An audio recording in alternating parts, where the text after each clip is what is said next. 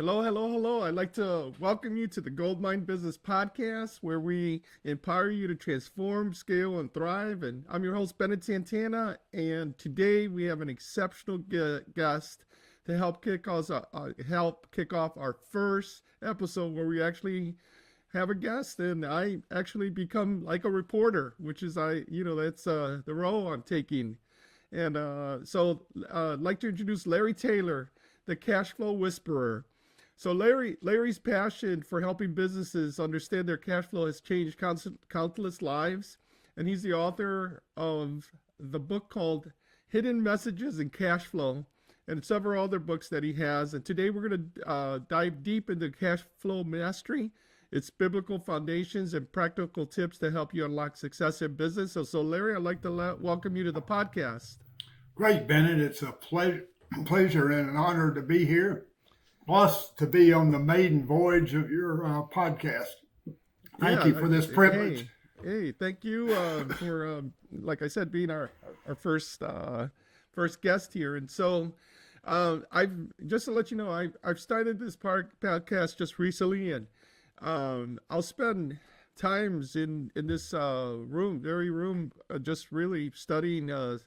It's my study is where I'm coming from, and I'll kick off the podcast with usually like a proverbs or something that really touches my heart. And I know one proverb that I think really guides you what you do is Proverbs 27:23. It says, "Be diligent to know the state of your flock, and attend to your herds, for riches are not forever, nor does a crown endure for all generations." And Larry, this verse reminds us of being a diligent steward over God's resources. And for a business owner, cash flow is like those flock, right? You would think, cash flow is what you never think about it, but well, maybe there are some references of how a flock would relate to money. And so, but we know that it's critical for survival, growth, and sustainability. And one of the things that happened with me when many years ago, when this business started dropping in sales, obviously, the first thing you see that is in the cash flow, and the cash flow is like the lifeblood. And obviously, when you're dripping blood, so to speak, great example in the Bible with the woman with the issue of blood, that alone will just weaken you. And it's also long term. And so I definitely have I definitely feel the effects of what happens when your business starts to drop and where it relates to. And obviously in a business, we could say that the life of the business is in the blood of the business, which is the cash flow. So, so my question to you, so why do so many business owners struggle with cash flow, and what's the first steps that we could understand cash flow better and become better managers, better stewards? Well, Bennett, first of all, that verse is very powerful. And to start with that, it illustrates to me that there's highlights of stewardship and understanding and awareness that many businesses owners overlook. They like to have blinders on and just don't see this. And to answer your question, they're the business owners, why they struggle with cash flow, and for two main reasons. Number one, they really don't know or understand where their cash is going. It's coming in from sources and it's going out. And I'm like a financial plumber. Mm-hmm. There are leaks when it comes in and it goes out, and there can be clogs stopping it, delaying it. And many times they just don't know where to look or conscious of this, or being aware that there are leaks and where to go look for them. And second, they don't have a system to manage it. You're a systems guy, a process guy. You understand that. Many business owners are either they're technicians. They start their business because they know how to do a thing, and they go and excel at that. But the management, and the entrepreneurial side of strategically looking forward, they just don't do. And financial statements are backward looking. Mm-hmm. How do you look forward? You want to drive your business forward and look forward with your cash flow and what's it doing. An example of some of this of not knowing exactly what's going on is I was reviewing a potential client's financials yesterday, and though through 11 months they have made almost $400,000, Mm-hmm. but their cash flow was negative 350,000. Mm-hmm. And many times they equate the profits with the cash flow, but those are two quick reasons, simple reasons why business owners just don't know about the cash flow and handle it well. They don't know where to look, and they don't have a system to manage it. So that's a good point. So maybe you could, that situation where it was positive 400 and negative on the cash flow. Maybe you could. Why would that? How does that happen? Great Um, question. Great yeah, question. yeah. You're as a business owner, you're running like a big machine with all these levers that Mm-hmm. do different things. There are 7 factors Mm-hmm. that a business owner has to manage their cash flow properly and to see it grow and to have positive cash flow. In this particular instance, one of the key factors is accounts receivable turnover and inventory turnover. And this particular company had spent a lot of money on inventory in 2024, and they don't know, they overspent. They Mm-hmm. overbuilt up their inventory to an excessive amount, and that lengthened their days outstanding. You want to turn that inventory pretty quickly, but they invested cash in this inventory, and that's where all their profit was. But they didn't have the cash to really operate successfully. There's a crunch. We making all this money, they say, but we can't hardly pay our people.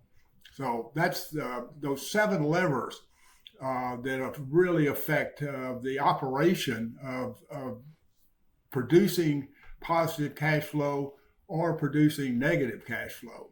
And so So, that awareness is very seldom known by business owners. well, it's interesting that you mentioned 7 items. I was reading Proverbs, and it says, "Wisdom builds her house on 7 pillars." So I always like to divide things by, in sections. And so, if you were gonna, what would be those 7? And maybe later we could come up with a easy to remember word for it that could help folks in the future. As you mentioned, one was accounts receivables. What are the other 6? Well, the ones the payables turnover, Okay. receivables turnover, inventory turnover. Okay. One is the ability to generate cash. Is looking at your margins. What are Okay. your margins there? And that runs the gamut. But it's interesting to see how most business owners make decisions without thinking about what the impact is of these of their decision, without thinking about, well, this is going to increase receivables.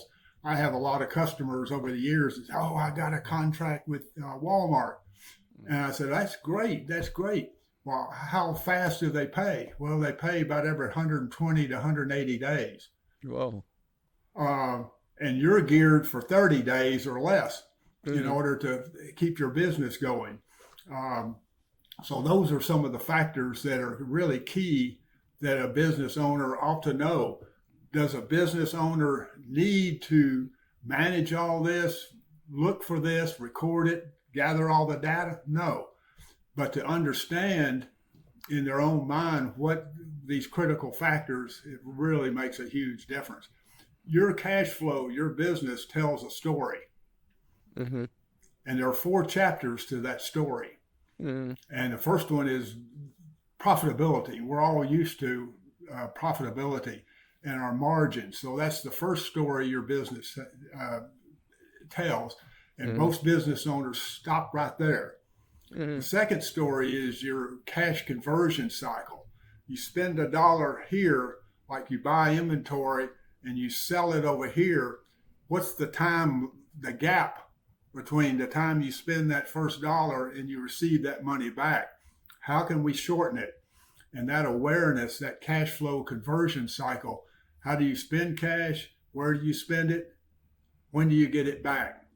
The third chapter in your cash flow story is your other assets, generally the fixed assets that you need to help run the business, manage the business, and produce income. And this can include real estate as well. And the fourth chapter in your cash flow story is your funding. Where are you getting your funding from? You got three sources. One is your equity, what you put into the company, or you acquire more equity during the life of the business. Debt produces more funding, and also retained earnings. What are you not spending and putting back into the business to grow your business? So that's important and very simple to understand what the story is of your business, and for you and your team to understand those four simple chapters and how each action, each expenditure, each activity contributes either to positive cash flow or negative cash flow. And again, you can make a huge profit and show a huge profit and still have negative cash flow, like the story I mentioned a minute ago. So those are some great points. When you, like you said, when you liken it to the basic, the plumbing design in a home, and what holds it back, and you got leaks and you got blockage, and that happens in my business all the time. And I think as a practical step for business owners that they take a look at. What I do is I try to do it at least twice a year, where I actually like drop things I don't need. Like it's so easy to sign up for instance, Adobe, or and you're paying $39 a month, and then you realize, hey, I don't really need Adobe. I can use this, and those add up, right? True. I have so many of these that I probably could shave off like $5,000 or $10,000 just on pruning, and so.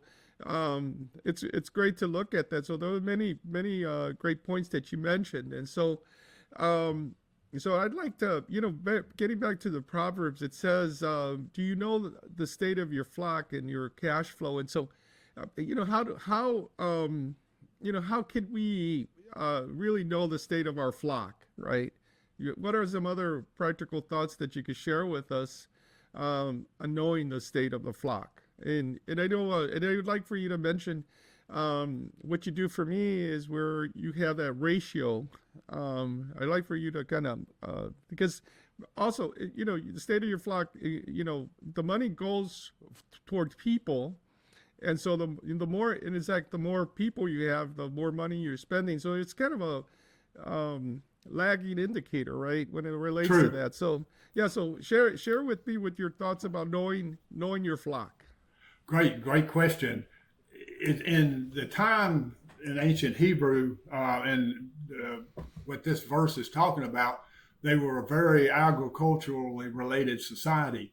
So you've got your flock consisted of cattle, sheep, goats, all kinds of vegetarian type things where trees produce, plants produce food. And so that was what you lived off of. So today, the flocks can be, in this particular discussion, it has to do with cash flow. And what's going on with your cash flow. And that relates back to in knowing the state of those flocks. And I looked up in the ancient Hebrew what knowing really means, and it's knowing like you know your wife. You're that understanding. You know what's going on. Many times, and I'm sure you haven't been here, Bennett, but I have. Many times my wife will be talking and I'll be watching TV, a football game or something like that, and she'll come over and turn my head. I'm over here. Do you see me? Do you hear me? What if? Think for a minute. Let's use our imagination, which is one of God's greatest gifts. What if cash flow was real? You have a business that's a living organization. Every part of your business is alive. You can speak to it, talk to it, pray about it. Cash flow is alive. It lives. And Yeah. so what do we do to make it grow, make it sustain?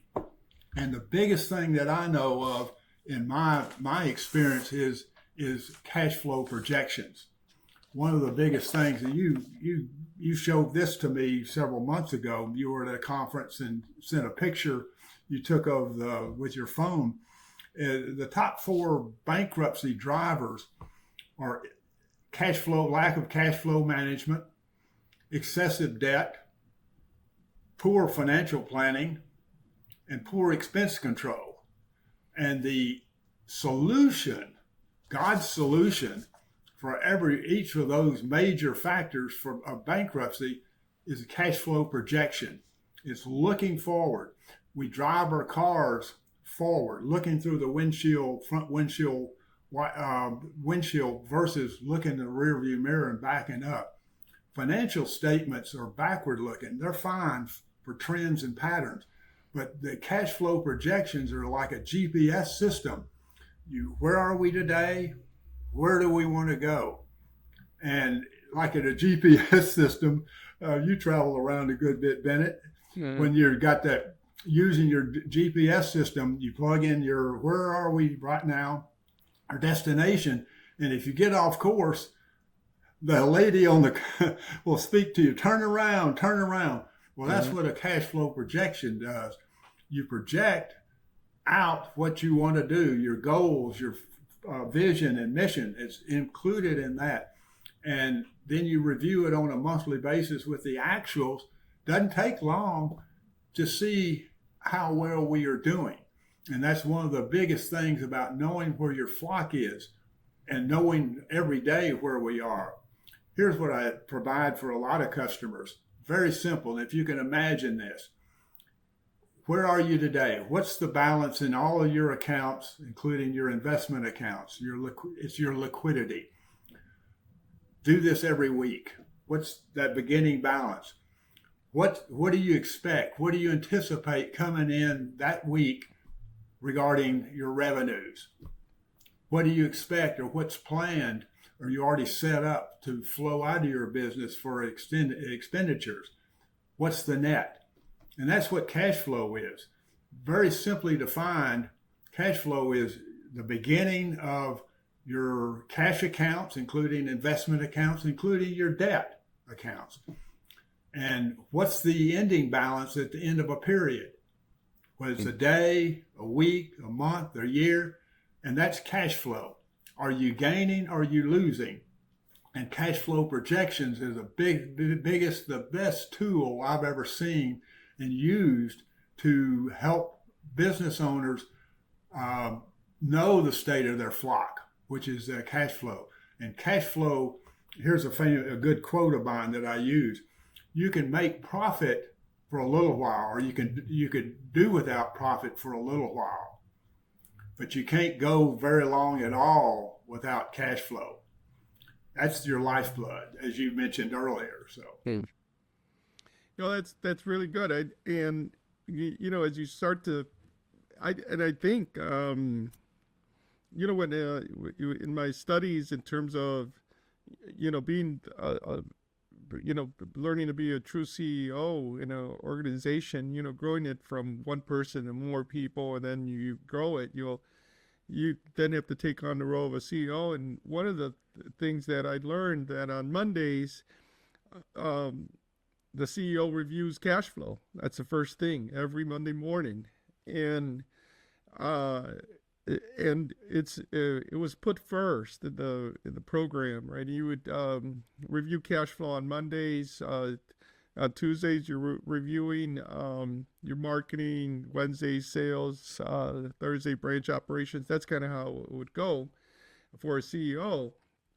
But now I'm also thinking that when you really start to think about the cash flow and the hidden message in it, you're very your attentiveness to the issue would basically improve it. Because it obviously there's that principle you mentioned you're married, but I always say whatever you neglect, you lose, right? You know, That's true. you don't want to neglect your wife in any way because you hate to lose your wife, but it happens in your vehicle if you don't change the oil and you're not washing it, you lose it. And I think I sometimes, as I say, never talk bad about your car, because it's listening. And, Yeah. oh, you hear, hey, that car is a piece of junk. I'm like, don't say that. It just needs a repair. That's all. And I think with cash flow is, yeah, not that it's more in the thought process and what we attract, but there have been, give you an example that there are some cases where I heard in Africa where miners would say if they spoke bad about the mining of gold, the gold actually moves. So Disappears. it actually moves. So they believe there was that it was living, and that's what I guess one of the things that we have to, you know, though it's not necessarily living, it's living in our thoughts and our attentions, and that very attention will highlight and say, hey, you know what, I need to kind of watch this because that's going to impact our cash flow here, right? What you attend to grows.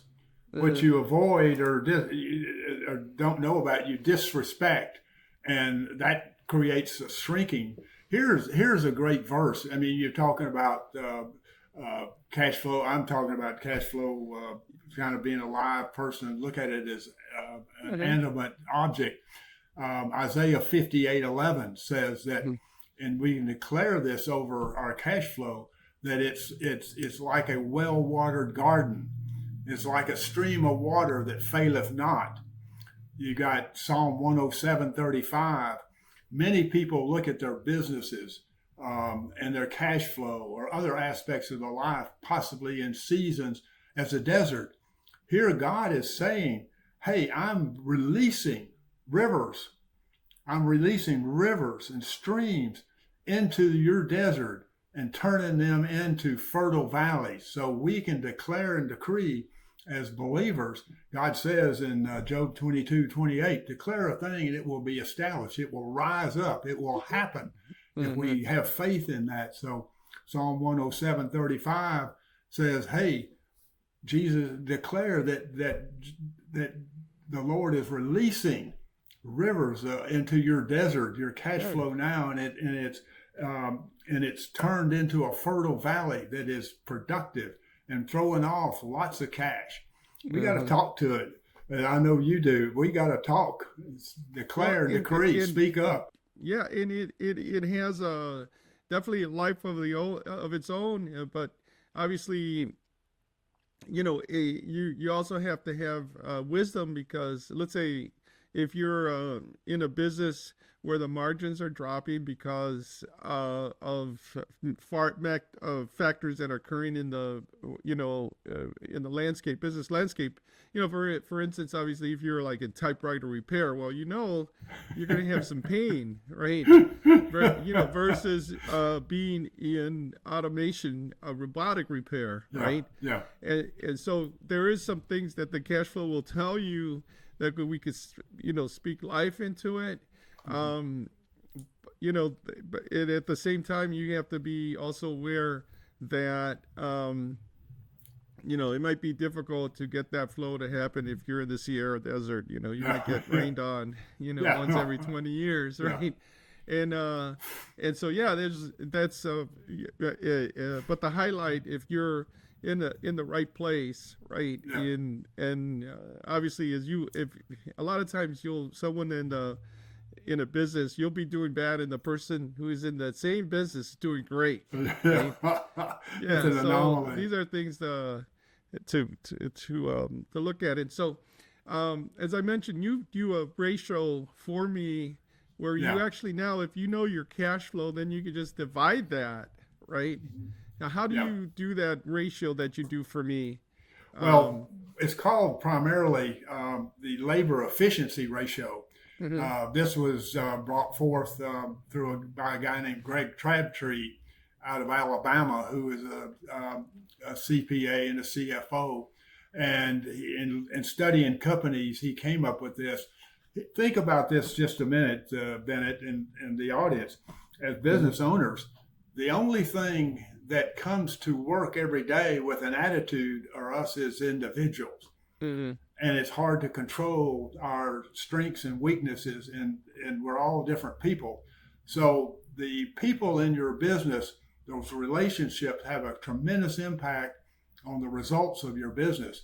And this labor efficiency ratio allows you to see how the labor is functioning. And so what it is a function of your direct labor divided by your revenues. And so you want to, every business is a little different, but in general, you want about a 2% difference there. In other words, for every dollar that you're spending on direct labor, you're returning $2 in gross margin. Mm-hmm.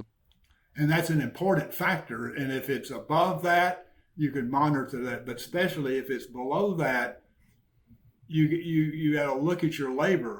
Are they loafing off? Are they trained properly? Do you have the right person in the right job? There's a very significant ratio to really see and determine in a different way that the financials just don't show. The most important asset in your business is your team, your personnel, and how are they functioning under your management to produce the gross margin that you need to be successful. And part of this whole thing regarding the cash flow is your business model. And I try and get business owners, let's on a quarterly basis, let's look at the business model. Is it producing what you need and what you want and what you expect? Most people start a business, and I've seen some that are 30 years old that are still, they're not a real business in this definition. They're a faith-based enterprise hoping, praying that their business will make it. Yeah. If they're a real business, if they have a business model that produces for 12 to 18 months consistently each month profit, then you have something that works. If your business model and your business isn't producing profits on that consistent basis for 12 to 18 months, you just have a faith-based enterprise. And part of the process is functioning what your sales and your marketing and your internal operations to generate those profits and positive cash flow. Yeah, that's a definitely interesting conversation. As I always mention, folks, when we talk about that faith in your business, I always say you can't manage the spirit, but you can't spiritualize management. It's just that's a quote everybody ought to write down and meditate on. Yeah, because obviously the Bible is very instrumental, but it doesn't teach you how to overhaul a Crusader engine in a boat, right? It does give you some principles. About but there's the specifics we have to learn, and as you could say, like with Moses and Daniel and their training that they have. So we have to be open to learn. Yes. There's always that that's just really helps us. It gives us distinctions, and so this is what this whole podcast is about, is giving us some distinctions. So it will highlight some of those distinctions at the end, but it's important to know about the state of your flock. That's it has much implications from cash flow, but that ratio, what it does is it connects a financial ratio with a management ratio. Yeah, true. And so that after a cash flow discussion, there could be a management discussion. True. Right. True. And that management discussion could then be pinpoint, with an improvement plan. So, it goes from, finance to management, and in management, it goes into an improvement plan for someone. So there's some, obviously there is a lot of connections that are, related to that. And so, so I'd like to kind of talk about how do you make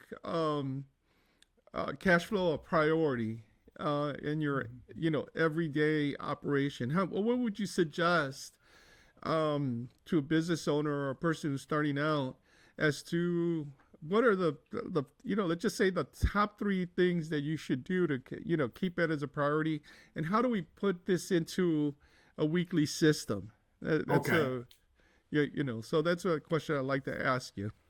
Well, that's a good question. If you think about it in the sense of cash flow is literally oxygen for your business. Think about how long can you go without oxygen for your body? Your Mm-hmm. body and your business are both living organisms. So the key to that from a focus is intentionality. If you understand and realize what your breath is, to be able to breathe in, uh, as the same thing with your business, breathe in the cash flow and then breathe it out. You're bringing it in as through your sales and revenues, and you're breathing it out through expenditures and activities. And look at this. This is just like breathing. Mm-hmm. As you're breathing, think about that with your business, with your marketing and sales efforts, and then with your how you're spending those dollars.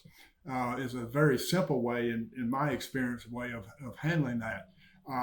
And I think having the system, a process to where are we starting this week, Monday morning, as you talked about looking at cash flow. Mm-hmm. What's got to go out that month, that week? What is coming in that week that you anticipate, and where are we?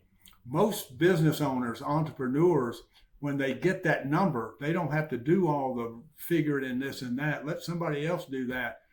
But most entrepreneurs that I know, give them the number. I say, Bennett, hey, you're going to be negative this week. You're going to be in the red. Go make it rain. And that's all they need to go make it rain. Go do what they need to do, and God's given them the talent and the gifts to go market, go sell, and it's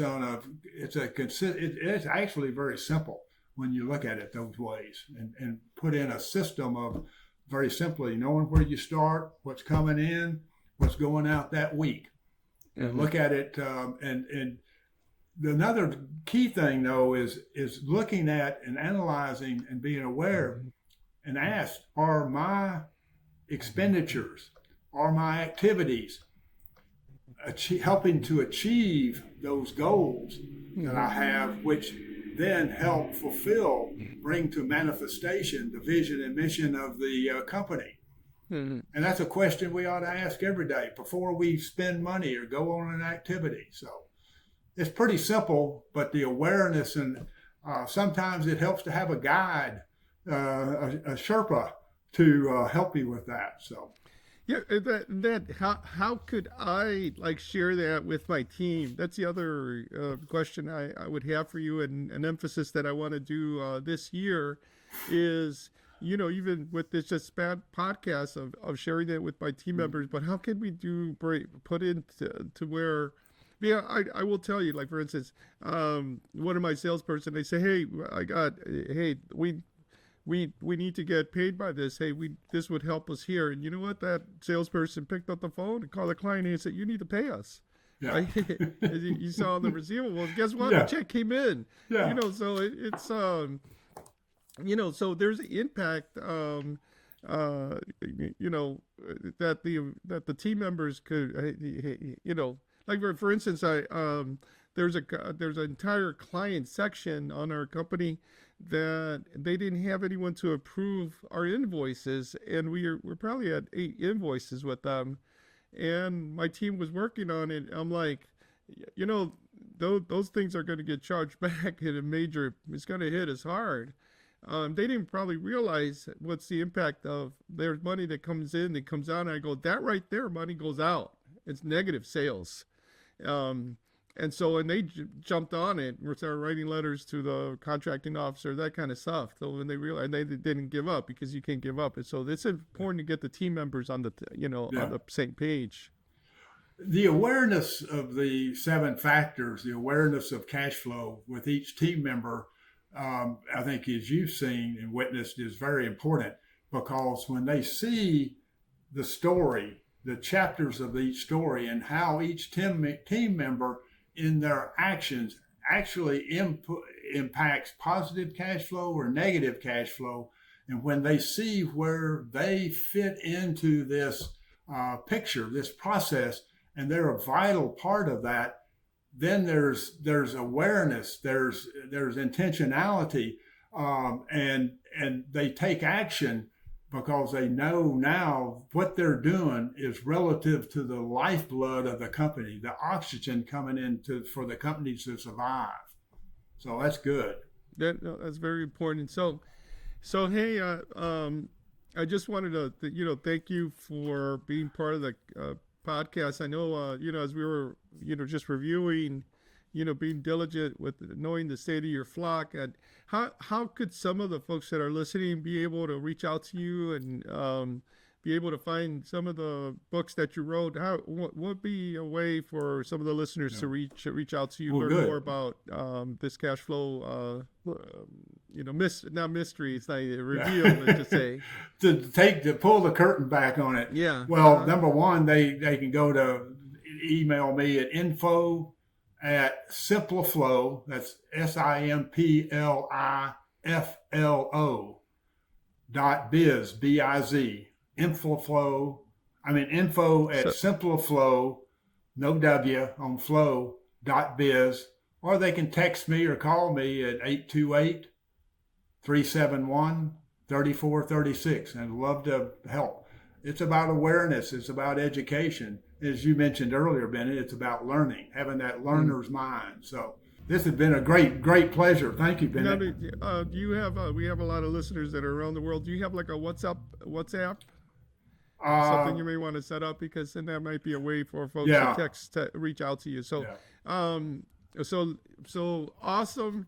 I'd like to, first of all, thank you for sharing your knowledge. I really learned a lot. One of the key points that you said, that with the accounting, with the cash flow, that there's 7 components to it.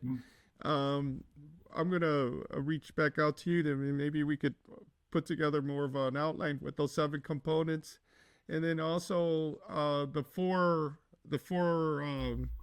what was the factors of bankruptcy. Yeah, the 4 factors related to bankruptcy. And so these are important things for us to know. And so so I'd like to thank you guys for joining us in the GoldMind Business Podcast. And I just want to encourage everyone just to hit the subscribe button now on that podcast. We're in different mediums out there. iHeartRadio, Spotify. We'll be on Apple Podcasts soon. So the final thoughts is to be diligent, to know the state of your flock, and attend to your herd. And so thank you so much. And it just to start out, I just always want to let you know is to never give up and always build up. And thank you for your time today.